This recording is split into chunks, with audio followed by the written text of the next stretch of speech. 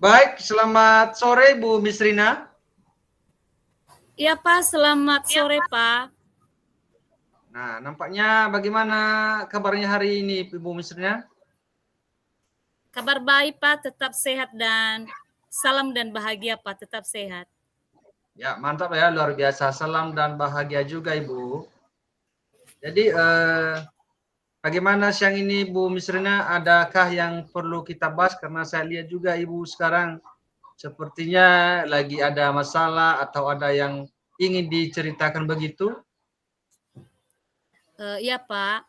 Nah, jadi saya ada sedikit masalah Pak yang saya hadapi di kelas saya, di kelas 10 dan juga di kelas yang lain Pak. Oh begitu. Nah, jadi tentang masalah apa itu Bu? Boleh kita dengarkan bersama, mana tahu nanti kita akan ada solusi. Nah, jadi begini Pak. Eh, ada beberapa siswa saya di kelas 10 yang kurang lancar membacanya, Pak. Jadi Ya, hal ini sangat berakibat dalam kegiatan proses belajar mengajar. Contohnya saja, saya menyuruh siswa membaca cerita, dan ini akan memakan waktu yang lama hanya membaca sebuah teks. Dan sedikit tidak enak juga kalau anak yang sudah SMA ini kalau cara membacanya tidak lancar, sama seperti membaca tingkat SD, Pak. oh begitu ya. Padahal seharusnya anak-anak SMA itu sudah mahir membaca ya. Jadi mungkin saja ini salah satu masalah besar karena pelajaran di SMA itu bukan harus mengajari yang untuk membaca lagi ya kan. Nah, jadi menurut Iya, Ibu Pak. kenapa hal itu bisa terjadi? Ah, jadi ternyata Pak, siswa ini tidak ada motivasinya sama sekali dalam membaca buku. Jadi soal membaca buku sama mereka tidak ada minat. Nah, mereka ini lebih tertarik pada kegiatan yang lain, seperti main HP, main game, dan kegiatan yang lain juga, Pak. Oh begitu Bu ya. Jadi Iya, menurut Ibu Pak. ini apakah ada kendala yang lain mungkin? Jadi ada Pak, ada juga kendala yang lain. Eh, Siswa ini juga kurang mendapat perhatian dari orang tua. Jadi orang tua mereka tidak peduli apakah anaknya belajar dengan baik di rumah. Orang tua juga tidak peduli dengan anaknya apakah anaknya lancar membaca atau tidak. Sehingga di sekolah anak ini ternyata tidak lancar membaca, Pak. Dan ini sangat mengganggu kegiatan proses belajar mengajar. Begitu. Oh begitu ya. Nah seharusnya ini saling bahu membahu ya antara guru dengan orang tua untuk menunjang anaknya. Jadi ini juga mungkin salah satu masalah besar ya. Jadi ini harus segera dicarikan solusi atau tindakan. Nah, jadi menurut Ibu tindakan apa yang Ibu akan lakukan untuk mengatasi ini? Nah, jadi saya sudah merencanakan, Pak, untuk melaksanakan kegiatan literasi membaca. Jadi kegiatan ini saya rencanakan sebelum memulai proses pembelajaran. Jadi saya memberikan waktu kepada siswa selama 15 menit untuk membaca sebuah buku. Jadi biar anak-anak ini nanti dapat meningkat cara membacanya lancar dengan benar. Begitu kira-kira, Pak. Baik, baik. Jadi Ibu biasakan membaca 15 menitnya. Nah, jadi menurut saya itu masih kurang efektif ya. Nah, jadi apakah ada solusi yang lain yang lebih spesifik yang akan Ibu lakukan untuk menangani masalah siswa ini? Bagaimana Pak? Tadi kurang jelas pertanyaan Bapak. Apakah ada solusi lain yang Ibu lakukan selain Oh iya, membaca 15 iya. menit itu? Oke, ada Pak. Solusi yang lain yang saya rencanakan itu, nah nanti saya akan berencana untuk membuat pojok baca di setiap sudut kelas. Jadi kita buat pojok baca ya di setiap sudut kelas. Jadi biar siswa itu ada tempat untuk membacanya. Begitu Pak kira-kira. Baik, baik. Nah, jadi dalam merencanakan atau membantu Ibu untuk melaksanakan ide Ibu ini, apakah ada dukungan atau bentuk dukungan dari orang lain atau siapa begitu untuk melancarkan atau mewujudkan rencana Ibu ini? Nah, jadi karena ini bukan hanya tanggung jawab sendiri ya Pak, ini sudah menyangkut tanggung jawab semua guru. Jadi saya memohon dukungan dari Bapak Kepala Sekolah dan juga Bapak Ibu Wali Kelas dan terutama kepada seluruh guru atau warga sekolah supaya memberikan perhatian khusus kepada siswa ini agar mereka ada waktu untuk literasi dan terutama tadi dalam membuat pojok baca sehingga siswa ini ada waktunya untuk membaca. Begitu Pak kira-kira. Mantap, mantap ya. Berarti ada kolaborasi begitu ya Bu ya. Jadi siapa saja yang ikut bertanggung jawab dalam hal ini Bu? Nah, jadi yang bertanggung jawab dalam hal ini Pak, pertama adalah karena saya konsultasi sama Bapak Kepala Sekolah, jadi otomatis Kepala Sekolah bertanggung jawab penuh karena ini menyangkut kegiatan siswa dan juga kegiatan sekolah. Dan juga seluruh Bapak Ibu guru yang ada di sekolah dan kalau boleh juga pengurus OSIS agar terlibat ya dalam membuat rencana saya ini Pak. Begitu. Oh begitu. Nah, jadi ini karena masalah besar ini ya Bu ya, berarti harus segera ditindaklanjuti. Nah, jadi ada pertanyaan lagi Bu. Ini rencana Ibu ini kapan Ibu mulai untuk melaksanakannya? Oh, jadi saya akan memulainya kalau boleh minggu depan supaya siswa ini secepat mungkin untuk kita tangani ya Pak. Jadi biar siswa ini apa yang mereka butuhkan itu ya segera kita berikan. Nah, contohnya tadi siswa kurang lancar membaca. Jadi segera kita tangani siswa ini. Jadi minggu depan sudah bisa diterapkan kepada siswa itu yang memang kurang lancar membacanya diterapkan kepada mereka literasi membaca dulu sebelum memulai kegiatan proses pembelajaran. Jadi saya rencanakan kegiatannya sudah mulai diterapkan minggu depan. Begitu kira-kira. Baik, baik. Berarti secepatnya begitu Bu ya.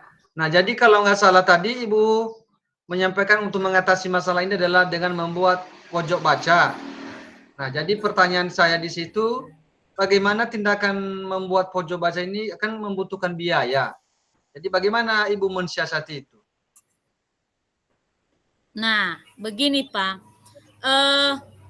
misalnya kalau butuh biaya, pertama saya mengajukan permohonan kepada Bapak Kepala Sekolah supaya bisa dianggarkan di dana BOS untuk membuat pojok baca di setiap sudut kelas. Nah, mungkin ini butuh papan, meja atau kursi dan semua perlengkapan sehingga pojok baca ini dapat atau bisa dibuat dengan baik sehingga siswa bisa memanfaatkan pojok baca itu untuk literasi membacanya. Jadi saya minta bantuan kepala sekolah dan kalau boleh juga saya minta bantuan dari dana OSIS. Nah, jadi kalau ada dana OSIS juga untuk memenuhi ya kebutuhan-kebutuhan yang kita gunakan untuk membuat pojok baca begitu. Baik, baik. Jadi ini luar biasa ya ide-ide cemerlang dari Ibu dan harapan saya dan harapan kita bersama masalah yang Ibu alami ini segera bisa diselesaikan dan bisa tercapai dan bisa diwujudkan Bu ya. Oh iya Pak, jadi mudah-mudahan saya bisa melaksanakan ini dan rencana saya ini bisa tercapai dengan baik. Begitu. Amin, amin. Nah, jadi dari tadi kita sudah berbicara tentang masalah ini Bu. Jadi saya rasa ini sudah kita cukupkan dan semoga yang Ibu rencanakan bisa terwujud. Nah, jadi kalau ada juga hal-hal lain yang perlu kita bicarakan untuk saat ini Bu, boleh dipersilakan. Oke, tidak ada lagi Pak. Terima kasih atas saran juga yang Bapak berikan Tidak lagi yang kita bahas. Baik, terima kasih. Salam dan bahagia. Selamat sore.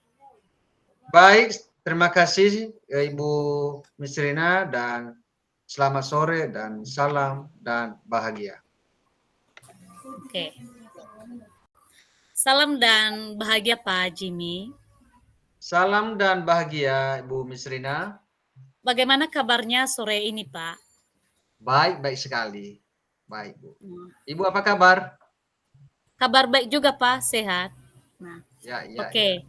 Nah, baik Pak, pada pertemuan kita pada sore hari ini, saya melihat Bapak sepertinya ada sedikit yang mengganjal, sepertinya Bapak ada masalah.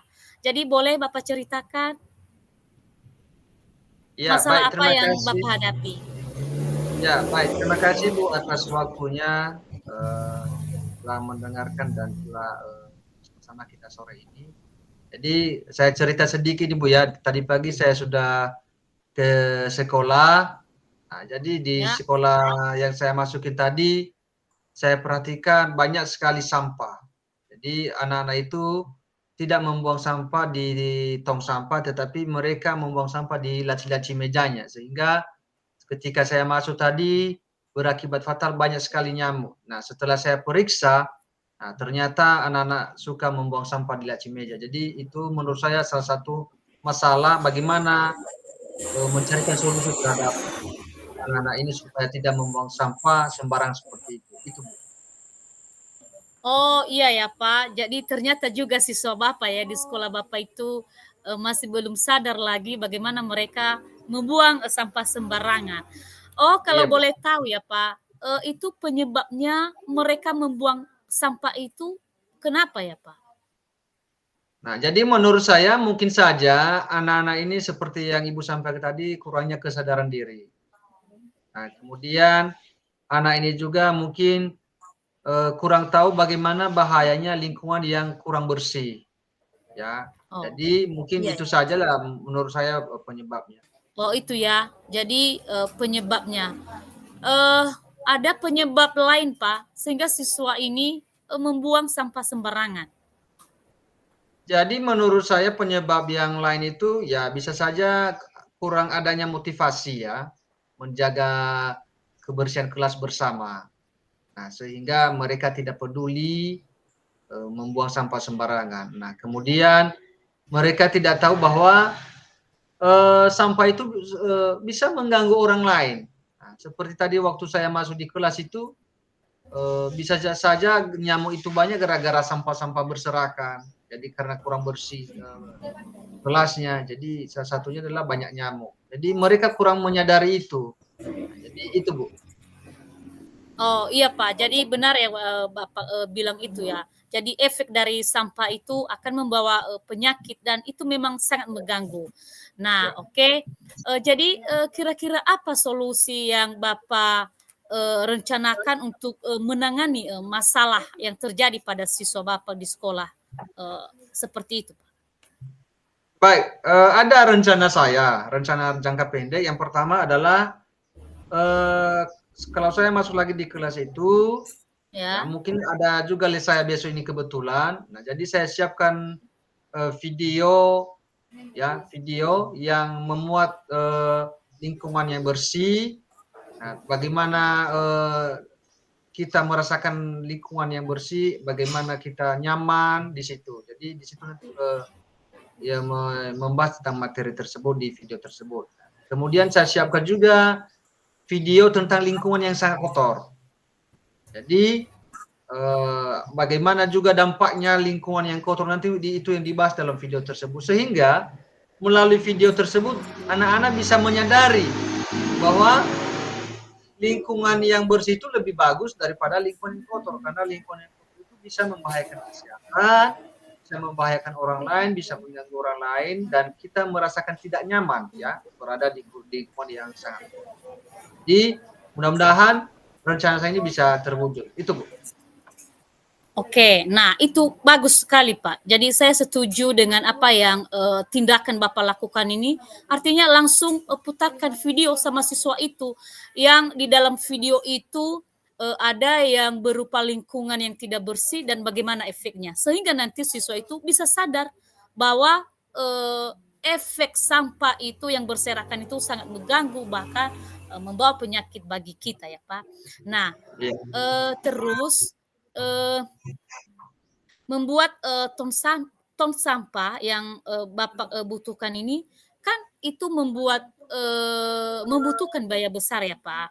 Nah, kalau kita membuat tong sampah, nah bagaimana Bapak bisa mensiasati hal tersebut ya? Kalau memang butuh dana. Nah, yang pertama Bu, setelah saya menampilkan video tadi di kelas itu, yang pertama saya berinisiatif bukan hanya melakukan di kelas yang satu itu, tetapi bagaimana seluruh lingkungan sekolah itu terlibat terhadap kebersihan lingkungan.